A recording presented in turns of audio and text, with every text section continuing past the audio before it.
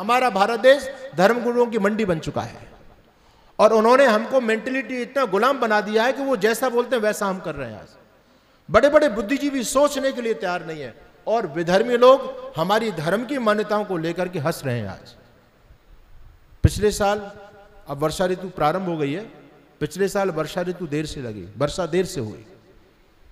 भोपाल मध्य प्रदेश के अंदर भयंकर गर्मी पड़ रही थी, वर्षा नहीं हो रही थी। वो लोग गए अपने धर्मगुरुओं के पास में कि महाराज कुछ उपाय बताओ, वर्षा कैसे हो। तो धर्मगुरु ने बताया कि देखो ऐसा करो, एक मेंढका और मेंढकी पकड़ के लाओ, दोनों की शादी करा दो, वर्षा हो जाएगी। वो आंख के अंधे गांठ के पूरे 2 तालाब से मेंढक और मेंढकी पकड़ करके लाए और शिव मंदिर के अंदर बाकायदा बैंड बाजों के साथ में शादी हुई, दावत हुई, बहुत जबरदस्त पार्टी हुई। ये सब मीडिया ने दिखाया, टीवी में चला, अखबारों ने छापा। शिव मंदिर में मेंढक और मेंढकी की सगाई हुई, शादी हो गई और सब लोगों ने खूब आराम से दावत चाटी और उसके बाद चले गए। और क्या हुआ, कहते हैं गंगा जी को आना था पर भागीरथ के सिर पड़ गई। भाई वर्षा ऋतु चल रही है तो वर्षा तो होनी है, ये बात जरूरी है, थोड़ी दिन लेट में हो जाएगी। तो वर्षा इतनी तेज हुई कि पूरे मध्य प्रदेश में बाढ़ ही बाढ़ आ गई। अब लोग घबरा गए, फिर गए धर्मगुरुओं के पास में, ये तो महाराज बाढ़ आ गई, कुछ उपाय बताओ। बोले जल्दी से लाओ और मेंढका और मेंढकी को पकड़ के इनका तलाक कराओ इनका। अब वो तो बेचारे शादी करा करू के कहीं निकल गए होंगे। अब भाई कोई नाम तो लिखा नहीं है, सारे मेंढक एक जैसे होते हैं, इनका कोई नाम नहीं, पता नहीं, कुल खानदान नहीं। अब कहीं से 2 मेंढक और मेंढकी पकड़ लाए और इन बेवकूफों ने जाकर के उनका तलाक भी करा दिया। वो बेचारे ना तो कोई शादी के मंत्रों को समझ रहे, ना तुम्हारी तलाक की भाषा को समझ रहे, और ये धर्म के नाम पर धंधा लोगों ने बनाया हुआ है। तो ये हिंदुत्व को लोगों ने बदनाम कर दिया, ऐसे पाखंडी लोगों ने। इन पाखंडी लोगों से बचने की आवश्यकता है। आप यदि धर्म को जानना चाहते हो तो आपके पास एक प्लेटफॉर्म है आर्य समाज का। अगर आप धर्म को, सनातन को जानना चाहो, संस्कृति को, इतिहास को समझना चाहो बच्चे, तो जीवन के अंदर एक पुस्तक जरूर पढ़ना। वो बहुत अद्भुत पुस्तक है, कोई सामान्य पुस्तक नहीं है। उस पुस्तक का नाम है सत्यार्थ प्रकाश। वह आपकी बुद्धि के ताले को खोल देगी। आज हमारे धर्म पर खतरा है, संस्कृति पर खतरा है, तो संस्कृति बचाने का फॉर्मूला मैंने आपको बता दिया। आप स्वयं अपने आप से शुरुआत करेंगे। धर्म की बात मैं आपको बता रहा हूं, धर्म को जानना चाहते हो तो आर्य समाज ज्वाइन कर लो। आज संकल्प ले लो, आपके आसपास जहां पर भी आर्य समाज हो, बस आर्य समाज का सत्संग नागा मत करना, हर सत्संग में आप पहुंचना और सत्यार्थ प्रकाश लेकर के जाओ। एक नियम बना लो, सोने से पहले एक पैराग्राफ कम से कम हम पढ़ करके सोएंगे, हर व्यक्ति पढ़ करके सोए। तो ये जो पाखंडी अपना जाल फैला करके आपको लूट रहे हैं, आपने जाल में फंसा करके, आप इनके चंगुल से निकल जाओगे, धर्म को समझ पाओगे, आपका जीवन सफल और सार्थक हो जाएगा। और अंतिम बात मैं आपसे कहना चाहता हूं इतिहास की। आपका जो इतिहास है वो पूरी तरह से खत्म हो चुका है। इस देश के इतिहास के स्वर्णिम पृष्ठ जानबूझ करके विधर्मी लोगों ने एक एक करके अलग कर दिए। ध्यान रखना, जब भी कोई आक्रांता किसी देश को गुलाम बनाता है तो सबसे पहले 2 काम करता है। पहला काम, उस देश की पहचान को मिटाता है, और उस देश की पहचान हमेशा हमेशा के लिए मिट जाए इसके लिए वहां के इतिहास को समाप्त कर देता है। आप लोग जानते हैं हमारे देश का सबसे प्राचीन नाम क्या है? ये बच्चे बताएंगे। सबसे प्राचीन नाम पता नहीं है बेटों को? हमारे देश का सबसे प्राचीन नाम है आर्यावर्त। और हमारे देश के नाम कितने हैं? बोलो।